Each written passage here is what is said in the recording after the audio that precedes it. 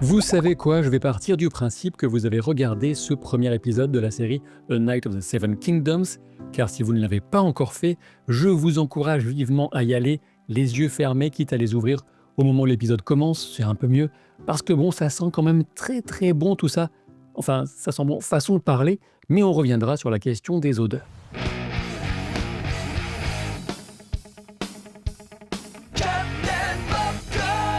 En outre, cette vidéo sera totalement dépourvue de spoilers concernant les livres, car je n'en vois pas l'intérêt pour le moment, mais ça viendra avec les épisodes suivants. Je ferai donc comme si vous ignoriez tout de ces personnages et de leurs aventures et destins à venir. Pendant que j'y pense, une mise en garde s'il n'est pas trop tard, ne regardez pas la vidéo de promotion, notamment disponible sur YouTube, titrée « Dans les semaines à venir », car elle en montre bien trop quant au déroulement des prochains épisodes. Cette série est donc l'adaptation de la première nouvelle des Chroniques du Chevalier Errant, un merveilleux texte de J.R.R. Martin qui compte des personnages parmi les plus attachants qu'il ait pu inventer. C'est l'occasion de découvrir Westeros du point de vue de ceux qui n'ont presque rien et se trouvent bien loin des familles nobles et de la royauté, même s'ils ne tarderont pas à côtoyer les puissants par la force des choses. Nous allons suivre un duo improbable. Le premier personnage, c'est Dunk ou encore Duncan, voire Ser Duncan le Grand, puisqu'il indique qu'il vient d'être adoubé par le chevalier dont il était l'écuyer juste avant qu'il ne meure. Dunk est très grand et bien bâti, mais son origine roturière et son apprentissage d'écuyer auprès d'un chevalier errant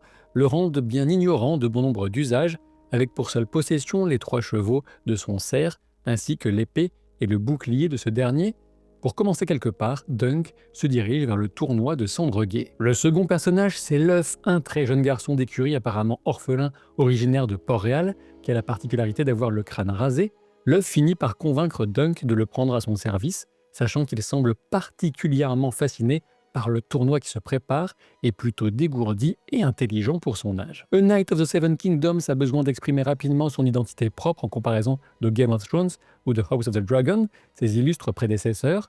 Voilà pourquoi on aura de rapides flashbacks de la jeunesse de Dunk, notamment auprès du chevalier Ser Harlan de l'Arbre-Sous, mais aussi la scène qui suscite le plus de controverses d'ores et déjà, celle de la chiasse. Alors que Dunk commence à envisager un destin de chevalier ou tout du moins de redresseur de tort, l'épée à la main, le thème musical du générique de Game of Thrones commence à se faire entendre, puis transition brutale sur Dunk qui a la chasse derrière un arbre avec les fesses bien visibles qui en dépassent et tout ce qui en sort en 4K Dolby Surround. On pourrait se précipiter sur la conclusion hâtive qu'il s'agirait de littéralement chier sur Game of Thrones, mais telle n'est pas l'intention. D'ailleurs, dans la longue vidéo de coulisses dédiée à ce premier épisode, le showrunner et scénariste Ira Parker souligne combien ils ont envie de rendre hommage à la série mère et d'être à la hauteur. Non, l'idée consiste surtout à casser des attentes épiques avec des enjeux qui englobent littéralement l'avenir du monde entier, comme on en avait dans Game of Thrones avec les fameux marcheurs blancs. Est-ce que cela met de côté toute forme d'héroïsme? Vous devez bien vous douter que non au regard de la personnalité de Dunk. En revanche, on veut vraiment souligner qu'on est du côté sale et terre-à-terre de cet univers, même si on a déjà eu l'occasion d'en explorer divers recoins dans Game of Thrones, à vrai dire. Alors, est-ce que la scène était du meilleur goût ou la plus inspirée de tout ce premier épisode? Sans doute pas, disons qu'on aurait pu avoir la même sans voir la mère de Giclée par exemple. Ceci dit, pour obtenir un contraste maximum, c'est un choix qui peut se défendre. Un chevalier errant se nomme Edge Knight, en VO soit chevalier des haies ou encore des buissons. De fait, le quotidien d'un tel personnage consiste bel et bien à chier en pleine nature, parfois en regardant un rouge-gorge et parfois près de l'arbre qui veille sur la tombe du chevalier qui l'a éduqué. Il n'y a absolument aucun doute que Dunk ne cherchait pas à manquer de respect à Harlan de l'Arbre-Sous, il a juste adopté son comportement habituel et pragmatique, sachant que son régime alimentaire sur la route doit plus que laisser à désirer habituellement. En outre, d'un point de vue thématique et de correspondance à l'œuvre, cette chiasse est loin d'être aussi déplacée qu'on ne pourrait le croire. En effet, minuscule spoiler sans aucun enjeu, dans les nouvelles, on sait que Dunk est un orphelin qui a été trouvé derrière un magasin de pots de chambre. On sait aussi que J.R.R. Martin, même s'il semble l'avoir oublié dans une récente interview, a pu décrire des scènes qu'on peut considérer comme scabreuses au sujet des problèmes intestinaux et même en détail, sans même parler de Tywin sur le trône. Petite parenthèse, c'est aussi le cas d'un auteur tel que Joe Abercrombie, par exemple, notamment dans son tout dernier livre Les Diables. C'est une manière de littéralement saisir le lecteur pour lui mettre le nez dans le fait qu'on n'est pas dans la fantaisie proprette, mais dans le dur d'une forme de réalisme. Je ne dis pas pour autant que c'est indispensable ni du meilleur goût, encore une fois, attention, je me contente de préciser l'intention. Alors que Dunk se remet en selle et qu'il s'éloigne de l'arbre, on a simplement le titre de la série qui s'affiche sur le paysage, un visuel qui reprend littéralement ce que dit ce titre, un chevalier et une des nombreuses terres des 7 royaumes. En effet, la série n'aura pas de séquence d'intro avec musique épique de Ramin Djawadi, au contraire de ces deux séries aînées. Pour autant, la bande originale composée ici par Dan Romer est absolument délicieuse et participe activement à poser l'ambiance de ce premier épisode. La première interaction entre Dunk et Luff m'a directement vendu leur duo, ce qui en dit long sur la pertinence du casting. Ces deux acteurs inconnus, un ancien joueur de rugby et un enfant, parviennent immédiatement à exprimer davantage que leur texte. Malgré la différence de taille, on sent que l'enfant ne sera jamais menacé sérieusement par Dunk et on devine toute la malice du gamin, aussi pertinent dans ses remarques qu'impertinent dans sa manière de les formuler. Par ailleurs, si une personne vient me balancer que c'est bien gentil tout ça mais qu'on s'ennuie un petit peu dans ce premier épisode, ce sera directement une teloge sur l'oreille. Nom d'un chien, ça fait du bien de voir une telle série qui ne cède pas aux habitudes définies par le streaming et notamment par certaines créations Netflix. Et oui, comme Matt Damon a pu l'expliquer récemment, on a cette tendance à avoir une énorme scène d'action dès les 5 premières minutes pour tenter de capter l'attention d'un public partagé entre l'œuvre et le scrolling sur son maudit téléphone. Donc merci à Ira Parker d'avoir respecté le début de l'histoire, d'avoir posé ses personnages et de laisser l'ensemble s'installer sans sauter les étapes pour imaginer un combat immédiat.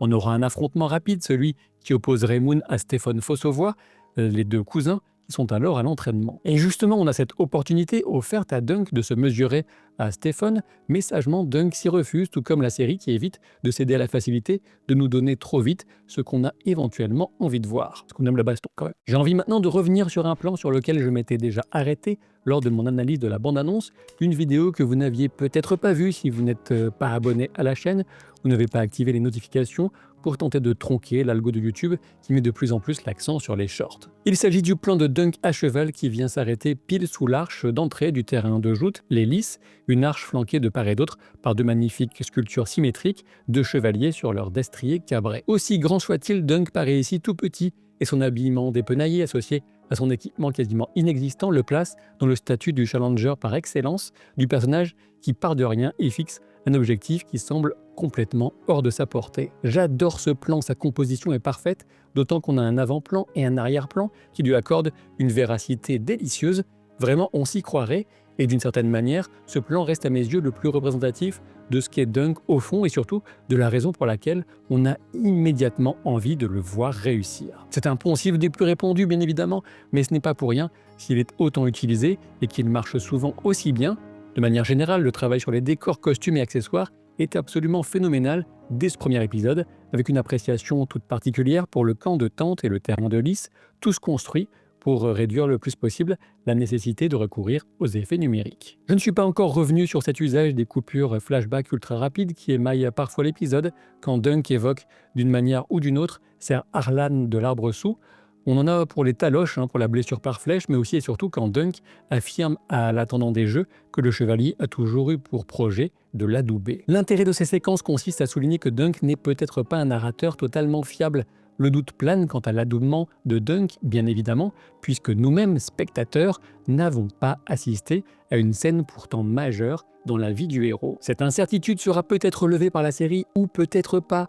L'un des intérêts du personnage de Dunk consiste à voir comment peut s'en sortir en tant que chevalier, un homme qui est né bien loin de toute forme de noblesse de sang et dont l'éducation même n'a été assurée que par un chevalier occupant le rang le plus bas possible dans cette appellation. Dans la scène de l'intendant, la série joue parfaitement de l'homme surdimensionné qu'est Dunk pour la pièce dans laquelle il se tient.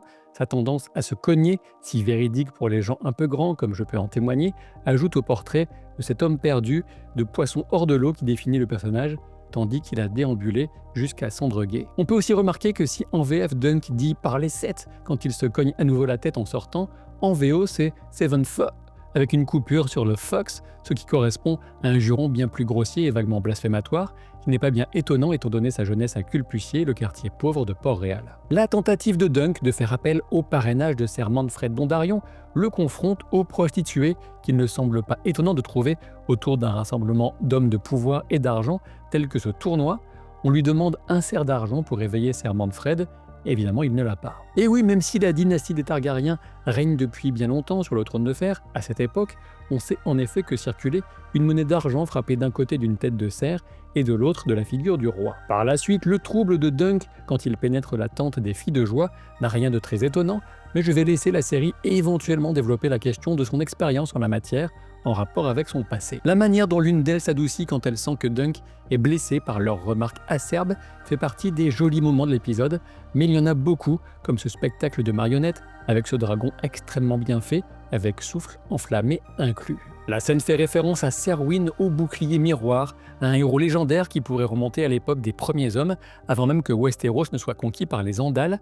La réécriture du mythe en font par la suite un éminent membre de la garde royale. Ce qui est intéressant ici, c'est de voir l'aspirant Dunk face à la représentation du chevalier parfait. On retrouve cette dynamique entre idéal et dureté du réel, mais sans omettre pourtant la perspective de la révélation des qualités profondes du personnage, puis de son évolution. Par ailleurs, oui, Dunk a un gros coup de cœur pour la conteuse du spectacle, qui, on l'apprendra par la suite, est aussi sa créatrice et metteuse en scène. La longue séquence sous le pavillon Baratheon est à n'en pas douter un des points d'orgue de l'épisode, avec une performance pour le moins charismatique de Daniel Ings, qu'on avait déjà pu voir dans la série The Gentleman sur Netflix par exemple, dans un rôle moins glorieux. La question restait sans réponse quant aux origines des joutes, pouvait éventuellement être une tentative de sa part d'amener une réponse sur les serfs et leurs affrontements, à moins qu'il ne s'agisse d'aller vers une inspiration divine. Vous me direz ce que vous en pensez en commentaire, et ça aidera la vidéo comme vos abonnements. La confrontation entre la méfiance du seigneur Baratheon, surnommé l'orage moqueur, et la simple envie de Dunk d'avoir à becter, marque le décalage immense entre un des nobles les plus puissants de l'époque, puisqu'il est le seigneur d'Accalmie, et un chevalier ou prétendu chevalier de si basse extraction. Durant la scène de danse, le duel d'écrasement de pied m'a rappelé des entraînements de boxe pour le jeu de jambes et l'estimation de la distance, peut-être une façon pour Lionel de jauger les réflexes de Dunk et son aptitude à bien bouger au combat. C'est aussi sans doute une manière d'exprimer physiquement son agacement à se voir ainsi dominé par la haute taille de Dunk. Si la discussion avec l'échange de couronnes aux andouillés est amusante, sa conclusion vient aussi souligner que si Lionel est prompt à s'amuser avec Dunk sans se préoccuper de son rang, ce n'est pas pour autant qu'il a l'intention de lever le petit doigt pour lui permettre de participer au tournoi, un personnage plutôt auto-centré donc guidé par son bon plaisir. Ensuite, le refus de Manfred Dondarrion de venir en aide à Dunk avec un mépris ostensiblement affiché ne rend que plus cruelle l'absence d'aide proposée par Lionel Baratheon. Heureusement pour nous, comme pour Dunk, le fait de retrouver l'œuf à son campement de fortune va teinter sa nuit d'un nouvel espoir. On peut se dire que l'œuf a réussi à localiser le campement en se mettant dans la tête d'un chevalier errant cherchant un lieu pour dormir gratuitement à proximité du tournoi et avec de quoi boire et se laver, et plus certainement en retrouvant les chevaux qu'il connaissait déjà. Quoi qu'il en soit, cela met en valeur les capacités de l'enfant, et il le sait très bien. En se montrant si utile, il obtient ce qu'il voulait, sa place en tant qu'écuyer, et la possibilité de vivre le tournoi au plus près des lys. Symboliquement, le fait que les deux personnages soient sous un arbre en voyant une étoile filante est très très fort. En effet, même si une étoile filante n'est pas une comète, on n'en est pas si loin et on sait l'importance de la symbolique de la comète rouge dans la saga du Trône de Fer. Quant à l'arbre, il s'agit d'un élément essentiel de la magie des enfants de la forêt. On a donc en quelque sorte les deux formes d'hospice et de magie ici réunies. J'ai bien apprécié l'esthétique de l'épisode avec Gustaf Danielsson en chef opérateur. Je trouve qu'on a évité la grisaille souvent reprochée, même si c'est parfois à tort, aux séries et films d'inspiration médiévale. On pourrait avoir plus de couleurs encore, mais j'espère que ce sera le cas au moment de voir les chevaliers et leurs écus peints de leur blason héraldique. Quoi qu'il en soit, les intérieurs comme les extérieurs étaient agréables à l'œil, et on a retrouvé cette belle habitude des lumières naturelles avec les flammes des bougies, habitude qu'on avait déjà dans House of the Dragon notamment. Vous l'aurez compris, j'ai beaucoup apprécié ce premier épisode et j'ai très hâte de voir la suite. Aurait-il fallu en diffuser deux d'un coup? Je n'en sais rien. Mais on sait que la saison ne comptera que 6 épisodes et que ce premier était l'un des plus longs, donc ne vous étonnez pas pour les prochains et profitez plutôt des qualités de cette série qui m'a totalement embarqué pour le moment en espérant que ça continue. Si vous voulez en savoir plus sur la suite de la saga littéraire, les projets de série et l'état d'esprit de l'auteur J.R.R. Martin, voire les projets de films, j'ai publié hier, dimanche 18 janvier, une vidéo qui devrait vous intéresser et je vous dis à très vite pour de nouvelles aventures. Salut!